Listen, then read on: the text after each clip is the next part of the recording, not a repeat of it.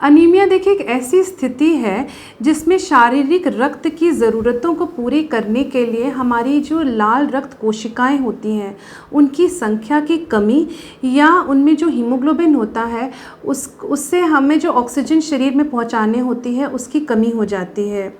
ये इसकी जो क्षमता है वो हमारी आयु, लिंग, ऊंचाई, गर्भावस्था ये सबसे इससे मैटर करता है और ये चेंज होता रहता है इसके अकॉर्डिंग कि हमारी ये लेवल कितना होना चाहिए।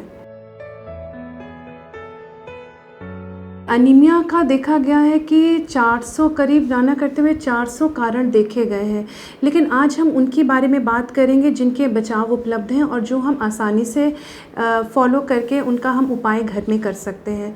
जो सबसे कॉमन, जो सबसे ज़्यादा देखा गया है वो लौह की कमी या आयरन डेफिशिएंसी एनीमिया। हमारे खाने में अगर आयरन की पर्याप्त मात्रा नहीं है तो आयरन डेफिशिएंसी एनीमिया होती है।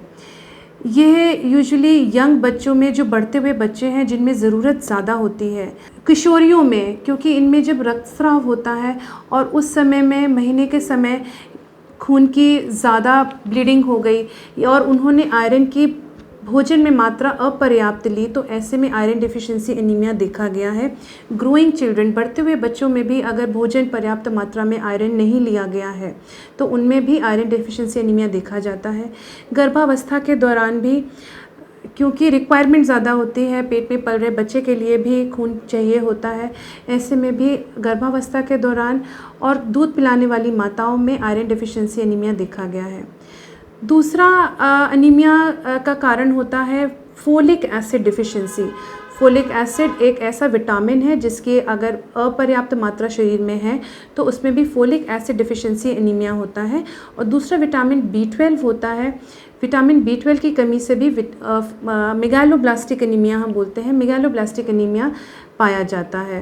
तो ये तीन ज़्यादा, ये को हम न्यूट्रिशनल एनीमिया यानी कि भोजन के अपर्याप्त मात्रा में होने से इसे हम न्यूट्रिशनल डेफिशिएंसी एनीमिया बोलते हैं। दूसरा एनीमिया और अन्य प्रकार हैं जिनमें ब्लीडिंग ज़्यादा होना, ब्लीडिंग चाहे किसी भी तरीके से, किशोरियों में माहवारी के समय ब्लीडिंग ज़्यादा होना या बच्चों में कृमि के संक्रमण, कीड़े जो हम कहते हैं वो होना, ये उसके वजह से ब्लीडिंग या हीमोग्लोबिन की कमी पाई जाती है। तीसरा होता है किसी को बवासीर है या कोई ऐसी बीमारी जिसमें कि ब्लीडिंग शरीर से हो रही है और उसका प्रॉपर इलाज नहीं किया गया तो भी अनीमिया पाया गया है। सबसे ज़्यादा होता है कि चेहरा, होंठ, स्किन, इनका सफ़ेदी आ जाना, हमारा जो गुलाबी चेहरा है वो सफ़ेद हो जाएगा, थकान महसूस करना, आलस से रहना, ये तो शुरुआती लक्षण है। आलस महसूस करना, कहीं पे ध्यान केंद्रित ना कर पाना, और जब ये ज़्यादा रूप ले लेता है, ये ज़्यादा सीवियर एनीमिया में कन्वर्ट होता है तो सांस लेने में दिक्कत भी आती है, आपकी दिल की धड़कन तेज़ हो जाती है और डिप्रेशन का शिकार इंसान कहीं भी ध्यान केंद्र नहीं कर पाएगा और बहुत थकान और कमज़ोर महसूस करेगा। ट्रीटमेंट हम यूजुअली जो करते हैं वो हम पहले इसका समझते हैं कि कौन से प्रकार का एनीमिया है। जो सबसे कॉमन है आयरन डेफिशिएंसी एनीमिया, तो सरकार ने बहुत सारे प्रोग्राम चला रखे हैं। अभी लेटेस्ट जो है अनीमिया फ्री इंडिया यानी कि अनीमिया मुक्त भारत एक सरकार द्वारा चल रहा है, प्रधानमंत्री योजनाएं चल रही हैं जो CMO द्वारा महीने की हर 9 तारीख को कैंप लगाए जाते हैं जिसमें कि हर महिला का, गर्भवती महिला एवं हर महिलाओं के हीमोग्लोबिन का परीक्षण, सारी जांचें, उनका टाइप पता करना और दवाओं का वितरण भी किया जाता है। और इलाज में यही है, आयरन डेफिशिएंसी एनीमिया है तो हम आयरन की दवाएं, आयरन की गोलियां समय समय पे देते हैं। फोलिक एसिड, अगर कि फोलिक एसिड एनीमिया है, मेगालोब्लास्टिक एनीमिया है तो फोलिक एसिड की गोलियों का देना 5 मिलीग्राम रोज़ दिया जाता है। और B12 की डेफिशिएंसी हो तो B12 की गोलियां आती हैं और इनके इंजेक्शंस भी आते हैं जो कि लगाए जाते हैं। तो इनके ठीक करना इसमें सबसे ज़रूरी है कि पहले कारण समझें कि किस कारण से खून की कमी है। जिनको ब्लीडिंग है, जिनको कृमि का इन्फेक्शन है, कीड़े हैं शरीर में, तो सरकार द्वारा ही जो प्रोग्राम्स है उसके अंदर एल्बेंडाजोल जो कीड़े की दवा है उसका मुफ्त वितरण घर घर किया जा रहा है। आयरन की गोलियां बांटी जाती हैं और साथ में हीमोग्लोबिन बनने के लिए आयरन के साथ साथ कुछ और जैसे कि विटामिन सी की ज़रूरत होती है, प्रोटीन्स की ज़रूरत होती है। घरों में ये बताया जाता है कितने आसान तरीक़ों से आप ये साथ में अपने भोजन में ले सकते हैं और इससे आप अपना ये देख सकते हैं। बाकी समय समय पे शिविर लगाए जाते हैं और जांच की जाती है और गोलियों का वितरण किया जाता है। देखिए, खाने के लिए तो हमें समझ लिया कि अगर आयरन डिफिशिएंसी या लौह की कमी है हमारे शरीर में तो आयरन रिच डाइट मतलब कि जो खाना लौह से परिपूर्ण है वो खाना है। जैसे कि हरी पत्तेदार सब्जियां, हरी सब्जियां जैसे ब्रोकली है, चुकंदर का सूप पी सकते हैं, पालक है खाने में अपने लिए, फल हैं, कीवी है, सेब है, अनार है, केला है, सारे फल खाने हैं। और गुड़ और चने लोग खाते हैं, ऐसे में किशमिश खा सकते हैं, खजूर खाते हैं। जैसे मीठा खाने का मन हो तो आप खजूर खाएं, गुड़ चना खाएं। ये सब आपको आयरन या लौह देगी शरीर में जाने के लिए। फोलिक एसिड डिफिशिएंसी जो मेगालोब्लास्टिक एनीमिया है ये बहुत ज़रूरी है ट्रीट करना। विटामिन B12 की गोलियाँ, ये भी देखिए हरी पत्तेदार सब्जियां, दालें, ये सब में आपको मिलेगा। बाकी B12 तो मांस, मछली, अंडा इन सब में मिलता है। डेयरी प्रोडक्ट्स जैसे दूध है, दही है, ये सब आपको खाने से ये एनीमिया दूर होता है।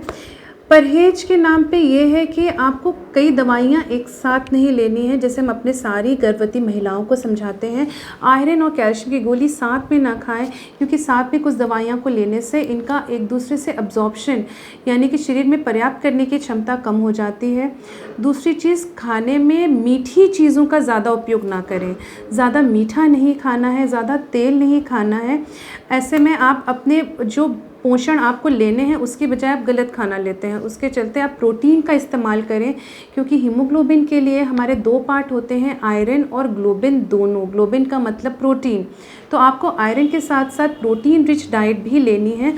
प्रोटीन्स जो कि आपको दूध में, दही में, अंडा है, पनीर है, छेना फाड़ के ले सकते हैं।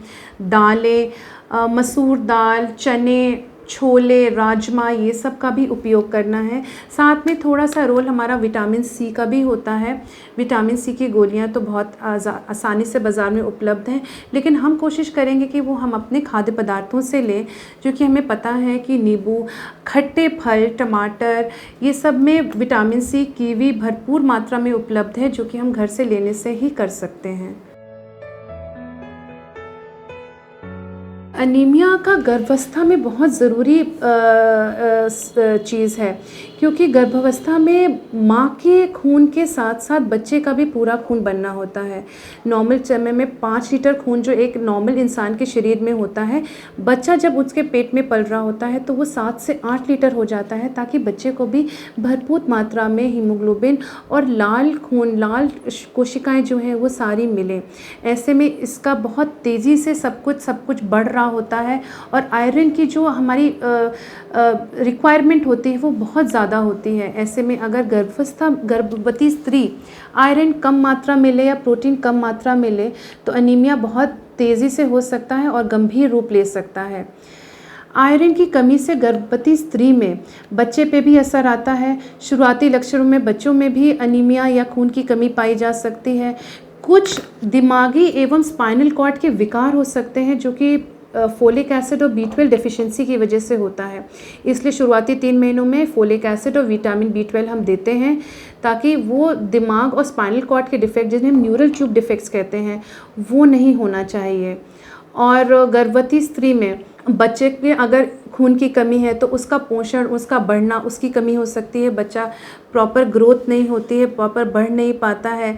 और भी कई तकलीफ़ें देखी गई, जैसे कि डिलीवरी के समय ब्लीडिंग ज़्यादा होना, और उसके बाद अगर डिलीवरी के बाद ब्लीडिंग ज़्यादा हो गई तो पोस्टपार्टम डिप्रेशन यानी माँ का डिप्रेशन में जाना भी देखा जाता है अनीमिया के चलते। तो हम और सरकार द्वारा गर्भावस्था में एनीमिया देखना और समझना और इलाज उपचार सब कुछ बहुत ज़रूरी है। और बहुत सारे प्रोग्राम्स बनाए गए सरकार द्वारा, जिसमें समय समय पे गर्भवती स्त्रियों एवं महिलाओं और बच्चों के लिए हम समय समय पे स्वास्थ्य शिविर लगाए जाते हैं, जिसमें उनकी जांच एवं उपचार दोनों किया जाता है। अनीमिया से बचने के लिए सलाह सबसे इम्पॉर्टेंट तो यही है कि आप अपने खाने का ज़रूर ध्यान रखें, अपना समझें कि भरपूर पोषण क्या होता है, आपको क्या खाने की ज़रूरत है, और उसको देखना। छोटे बच्चों में मिट्टी खाने की जो आदत होती है वो आपको सबसे पहले पता देगी कि हाँ, बच्चे में खून की कमी है। उसमें कीड़े की दवाई देना, ताकि कई बच्चों में जो कीड़े होते हैं वो भी अनीमिया के लक्षण होते हैं। दूसरा, अगर माहवारी की कोई दिक्कत है, खून की कमी, माहवारी के समय खून ज़्यादा जा रहा है, उसका समय पे इलाज कराना। दूसरा, गर्भावस्था में समय समय पे अपनी जांच कराना, और आयरन, फोलिक एसिड सबकी गोलियां नियमित रूप से लेते रहना, और भोजन में आयरन की पर्याप्त, लौह की पर्याप्त मात्रा रखना, प्रोटीन की पर्याप्त मात्रा रखना, भरपूर पोषण लेना, समय समय से खाना खाना बहुत ज़रूरी है। ये भी समझने की बात है कि अनीमिया जो हमें लगता है कि शुरुआती लक्षण बहुत हल्के होते हैं, लेकिन इसके बढ़ने से या सीवियर डिजीज़ आने पे अनीमिया से ये जान को खतरा भी बन सकता है। गर्भावस्था के दौरान भी और नॉर्मल महिलाओं में भी अनीमिया की कमी से हार्ट अटैक, हार्ट फेलियर सब देखा गया है। डिलीवरी के समय बहुत ज़्यादा खून आना और इतना पीपीए, जिसे हम पोस्टपार्टम हिमरेज कहते हैं, ज़्यादा ब्लीडिंग होने से भी महिलाओं में जान को खतरा देखा गया है। बच्चे के लिए भी बहुत खतरा रहता है, तो सावधानी बरतने की बहुत ज़रूरत है। शुरुआत से ही आप अपने खान पान का ध्यान रखें, कीड़े की दवाई लें, खाने में हरी साग सब्ज़ी, पत्तेदार सब्जियां, आयरन रिच खाने के साथ साथ प्रोटीन भरपूर मात्रा में लें, और अपना ध्यान रखें।